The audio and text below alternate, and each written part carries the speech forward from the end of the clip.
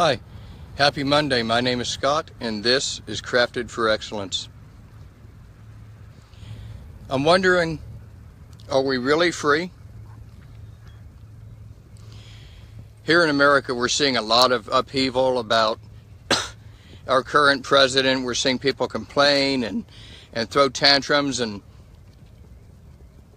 just whine about a bunch of unnecessary stuff. And I think about, a couple weeks ago we had the 4th of July. We celebrated this nation's birth. We celebrated our freedom. And we celebrated the brave men and women who fought for those freedoms.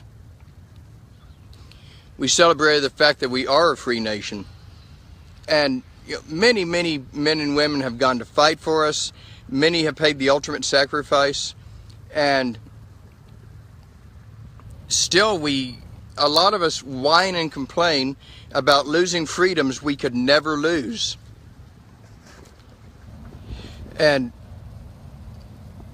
those of us who know better, and those of us who know that this is really and truly a free nation, shake our heads in wonder, and at the same time, we often complain about losing liberties and freedoms which we have never lost.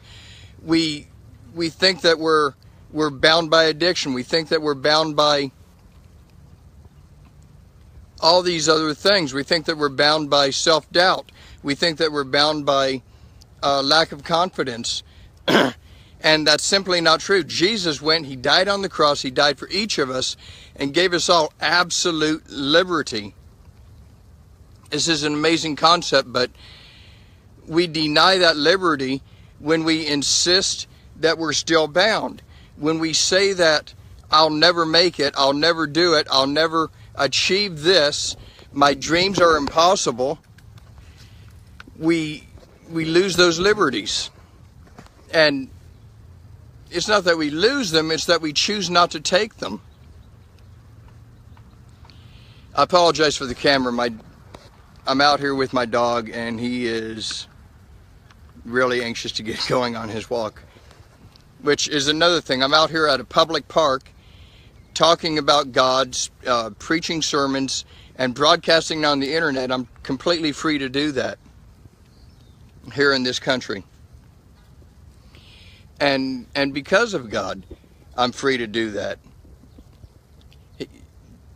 Jesus' sacrifice ensured me the right to do that. He said, all authority in heaven and on earth has been given to me, and now I give it to you. And we kind of look at that as a cute scripture sometimes, and we don't act on it. And we don't really realize who we are as creations of God, as children of God. We don't really realize that we don't realize that we have freedom. We don't realize that we have liberty. We don't realize that we have power and authority.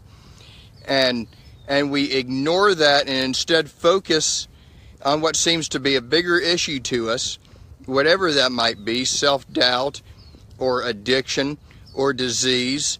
And when we focus on that, we lose sight of Him. And then whatever we're focusing on now has control over our lives. And we don't need to focus on that stuff because He's already focused on it and He's already handled it. And it's already been dealt with and we're already liberated. We need to get to the point, each of us, where we learn how to embrace our liberty. We learn how to embrace our freedom. And we learn how to walk in that power and authority. And when we reach that point, when we realize that we are incredible, when we realize that we are powerful, when we realize that we are victorious, then we can rise up, we can take our position of victory, and we can fight from there. We can fight from victory, and then we can truly change the world. Look, in my new book, The 5 Fingerprints of Identity, I cite 5 very distinct things that identify us and that make us who we are.